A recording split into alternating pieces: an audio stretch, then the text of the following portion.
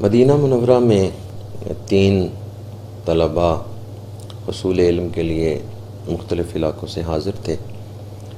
اس بات کو تذکرۃ الحفاظ للذہبی میں بیان کیا گیا ہے۔ وہ تینوں طلباء بھوکے تھے، کھانے کو کچھ چیز دستیاب نہیں تھی۔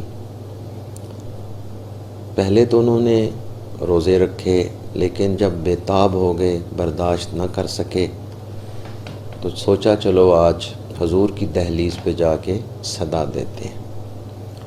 وہ تینوں حضور کے دروازے پہ آئے، روضہ پاک کے سامنے کھڑے ہو کے انہوں نے صدا دی، یا رسول اللہ الجوع، یا رسول اللہ الجوع، یا رسول اللہ الجوع۔ کچھ وقت وہ یہ صدا دیتے رہے۔ پھر ان میں سے 2 نے یہ کہا کہ چلو واپس قیام گاہ پہ چلتے ہیں۔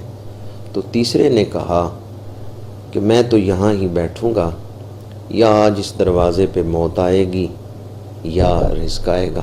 وہ وہیں بیٹھے رہے۔ 2 طالب علم واپس اپنی قیام گاہ پہ چلے گئے۔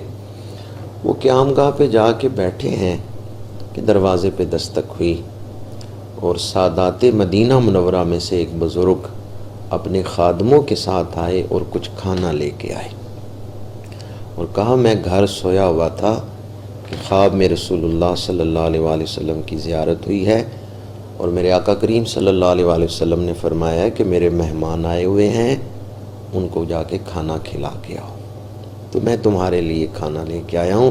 مجھے تمہاری قیام گاہ بھی دکھائی گئی ہے اور مجھے تمہارے چہرے بھی دکھائے گئے ہیں۔ یہ تم 2 ہو، تیسرا کہاں ہے؟ مجھے تو تینوں دکھائے گئے ہیں۔ تو اب وہ 2 جو تھے انہوں نے کہا کہ تیسرا ہمارا ساتھی تو حضور کے دروازے پہ بیٹھ گیا، وہ تو وہاں سے اٹھ کے آیا ہی نہیں ہے۔ اب گئے دوڑ کے ان کو بتایا، انہیں بھی اٹھا کے قیام گاہ پہ لائے۔ یہ 3 طالب علم کون تھے؟ یہ اپنے وقت کے عظیم محدث تھے۔ ایک امام طبرانی تھے، دوسرے حضرت امام ابن المقری تھے، اور تیسرے جو ہیں وہ امام ابو شیخ تھے۔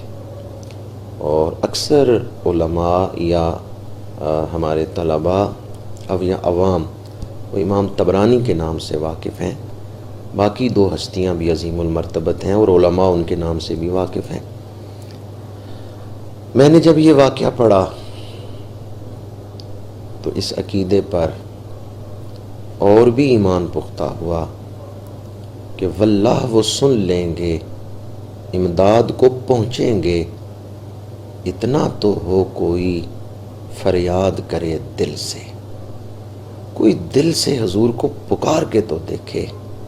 میرے آقا کریم کی شان قرآن بیان کرتا ہے، عزیز علیہ ما عنتم حریص علیکم بالمؤمنین رؤوف الرحیم۔